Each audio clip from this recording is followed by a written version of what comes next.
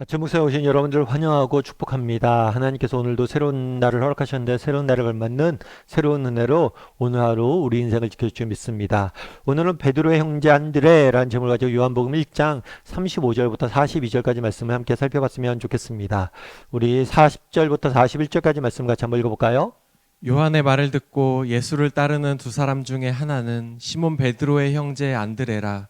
그가 먼저 자기의 형제 시몬을 찾아 말하되 우리가 메시아를 만났다고 하고, 메시아는 번역하면 그리스도라. 예, 요한을 따르던 두 제자가 있었죠. 이 두 제자가 요한을 따르다가 예수님을 따랐다라고 성경은 이야기하고 있습니다. 그런데 이 두 제자 중에 한 사람이 누군지 이름을 밝히고 있어요. 그 이름은 누구냐면 안드레예요. 안드레. 안드레인데 안드레를 뭐라고 오늘 성경에 소개하고 있냐면 시몬 베드로의 형제 안드레라고 소개하고 있습니다. 사실 성경에 보면 그런 생각이 들 수 있죠. 아, 목사님 요한복음인데 요한이 왜 이렇게 많이 나와요?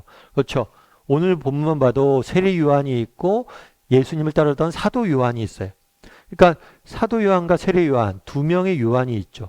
그래서 요한이란 이름이 흔하기 때문에 이렇게 뭐 세례 요한이다 사도 요한이다 하면 구별을 하는 거예요. 마찬가지로 안드레 이런 이름들도 여러 명이 있을 수 있기 때문에 누구의 형제 안드레라고 하면서 그 사람의 정체성을 조금 구분해 주는 거죠. 그래서 안드레는 누구였냐? 베드로의 형제였다라고 소개하고 있는 거예요. 그런데 이런 소개가 좀 긍정적인 면이 있죠. 이렇게 사람을 잘 구별할 수 있도록 한 것도 있지만 부정적인 면도 있어요. 그건 뭐냐면 여러분 베드로와 안드레 그럼 우리는 누구에게 집중하기 쉽습니까? 베드로에게 집중하기 쉽죠. 베드로는 예수님의 수제자예요. 뿐만 아니라 성경에 보면 베드로의 이야기 많이 나와요. 그런데 안드레의 이야기는 조금밖에 안 나오죠. 그래서 어쩌면 베드로의 그늘 아래에 있는 안드레처럼 우리가 느껴질 수가 있어요. 근데 우리가 그렇지가 않습니다.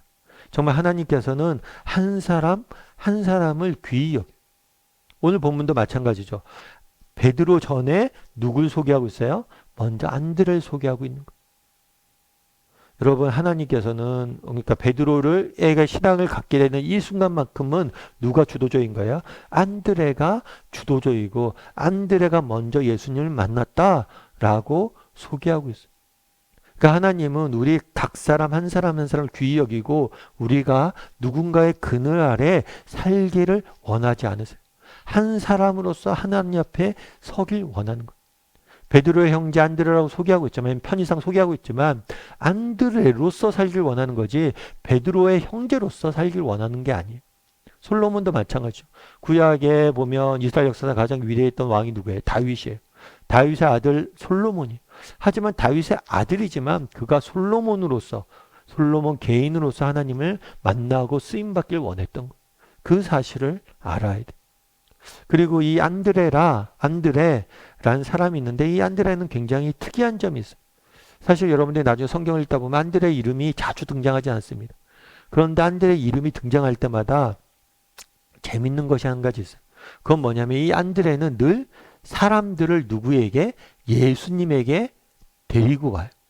오늘 본문도 그렇죠. 안드레가 뭘 했어요? 베드로를 예수님에게 데려왔어요. 근데 안드레가 또 언제 등장하냐면 복음서에 등장하냐면 오병이어 사건 때 등장.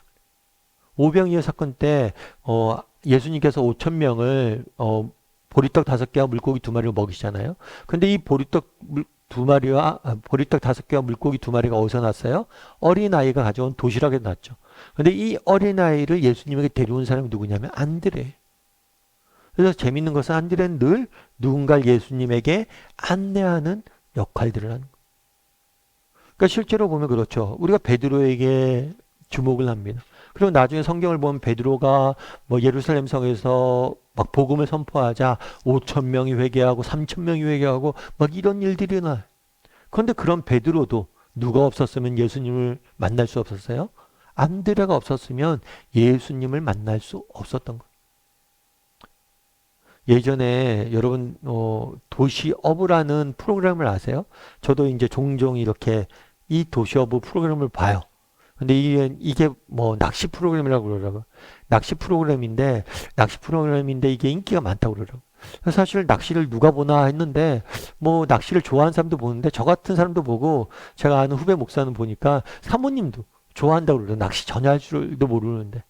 근데 아무튼 재밌게 보더라고요. 근데 낚시 프로그램 재밌다고 그래서 저도 한번 봤는데, 낚시를 사람들이 다니잖아요. 낚시할 때 제일 중요한 게 있어요. 여러분, 낚시할 때 제일 중요한 게 뭘까요? 낚시할 때 중요한 건 뭐냐면 누가 대어를 잡는 거. 그러니까 물고기를 많이 잡는 게 중요한 게 아니에요. 누가 더 큰 물고기를 잡느냐가 중요한 거예요. 그럼 왜 큰 물고기를 잡는 게 중요할까요? 예를 들어서 뭐 10cm짜리 물고기 한 마리 보단 다 5cm짜리 물고기 6마리 잡는 게 뭐 생선을 구워 먹는다면 더 양이 많아서 좋을 것 같잖아요. 근데 10cm 물고기를 잡는 걸 왜 중요시하냐면 큰 물고기는 뭐예요? 힘이 세잖아. 힘이 세니까 뭐예요? 잡기가 어렵잖아요. 그러니까 그 잡기 어려운 걸 공로를 인정해 주는 거예요.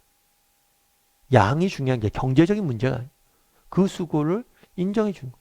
그래서 막 10마리 잡은 사람보다 뭐예요? 한 마리 잡은 사람들을 훨씬 더 인정해 주는 거예요. 참 그거 보면서 참 재밌다라는 생각이 들었어요. 오늘 본문에 보면 안드레입니다. 안드레와 베드로를 비교해 봤을 때 어쩌면 안드레는 베드로 한 명을 인도했을 수도 있어요. 하지만 그 한 명을 통해서 하나님께서 얼마나 많은 일들을 행하고 있습니다. 중요한 건 객관적으로 보는 그런 뭐 양 이런 세상적인 기준이 아니에요. 정말 단 한 명이라도 정말 그리스도에게로 인도할 수 있다면 정말 힘들고 어려운 사람 그 한 명을 인도할 수 있다면 뭐예요? 그가 정말 하나님께서 맡겨진 사명들을 잘 감당하는 사람이 될 수 있다는 거. 그래서 어쩌면 정말 우리 가족 중에 정말 예수님을 믿지 않고 정말 끝까지 정말 멀리하고 있는 그 한 사람, 그 한 사람을 정말 복음을 믿게 하고 인도하게 하는 것, 그게 정말 중요한 일이고 그게 정말 뭐예요? 정말 인정받을 만한 일을 한 거죠. 오늘 본문에 보면 베드로의 형제 안드레라고 소개하고 있습니다. 그런데 하나님께서는 정말 우리를 누구인가의 그늘에서 우리가 살아가길 원하지 않으세요. 정말 나 개인 안드레 한 사람으로서 하나님 앞에 서길 원하세요. 뿐만 아니라 정말 안드레 오늘 본문에 보면 어떻게 안드레는 어떤 사람에서 늘 한 영혼을 하나님 앞에 인도하는 사람이었죠. 정말 그런 사람들을 지금도 하나님은 찾고 계시다는 거예요. 그래서 우리가 한번 돌아봤으면 좋겠어요. 나는 정말 누군가의 그늘에서 신앙생활을 하는 사람은 아닌지, 정말 내 개인이 누구의 아들, 어느 믿는 집안, 어느 교회 성도 이런 게 아니라 내 개인이 얼마나 개인적으로 인격적으로 하나님을 만나고 신앙 고백을 하고 있는 사람들인지 정말 고백 돌아봤으면 좋겠고, 또 한 가지 정말 하나님께서 맡기신 내 한 사람 한 사람 그게 화려하거나 세상이 주목하지 않는다 할지라도 그 한 사람을 소중히 여기고 그 사람을 돌보고 그 사람을 예수님께 인도하기 위해서 노력할 줄 아는 사람인지 돌아보고 또 그렇게 살아갈 줄 아는 저나 여러분이 되기를 주님의 이름으로 소원합니다.